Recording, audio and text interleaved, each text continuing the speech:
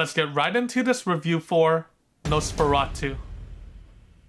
So this film is directed by Robert Eggers, and he's created some masterful films in the past several years or so, with one of my favorites out of the bunch being The Northman. And undoubtedly, Robert is a master in the horror genre and excels in bringing his vision of a world to life. There's a very distinct and offsetting tone to the heart of every single one of his films that just oozes with his own personal style and flair as a director. And I'm glad we get to live in an era where we get to witness stories from visionary filmmakers like him. Now, to get into the big question, how is the story in Nosferatu? I found this to be an incredibly solid cinematic experience from start to finish. It's a story with the legend of Nosferatu at its core, and that's exactly the type of film that you end up getting. It's a B-tier story that goes above and beyond in its execution of telling a tale of Nosferatu that I know will leave many interested viewers end up feeling satisfied with the cinematic package as a whole. Granted, I do think Act 1 was by far the strongest in its execution.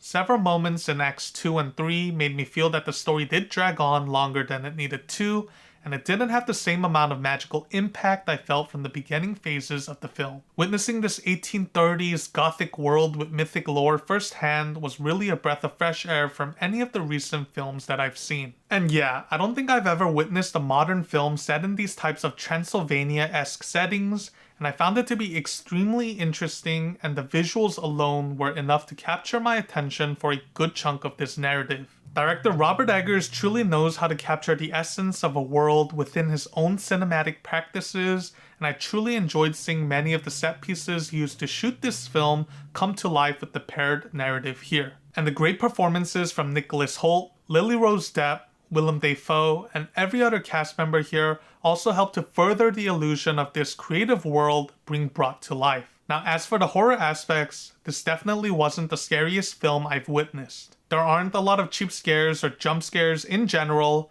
so definitely don't go into this film expecting to be scared out of your mind. But yeah, as for me, I love these types of methodical horror films if they're executed correctly. Another example of a recent film that I thought utilized this style of methodical horror correctly was Longlegs. Both of these films encapsulate themselves so well with the feeling of dread throughout the entirety of the narrative and never dare to push any cheap tactics to get a scare from the audience. Every single feeling of dread and the ever-growing feeling of darkness present in the story here are methodically placed and makes me further appreciate some of the more horrific or eerie moments that you witness throughout the story here. So yeah, at the end of the day, I had a blast with this cinematic experience. There isn't a whole lot that the film gets wrong here. So my final score for Nosferatu ends up being 8 out of 10.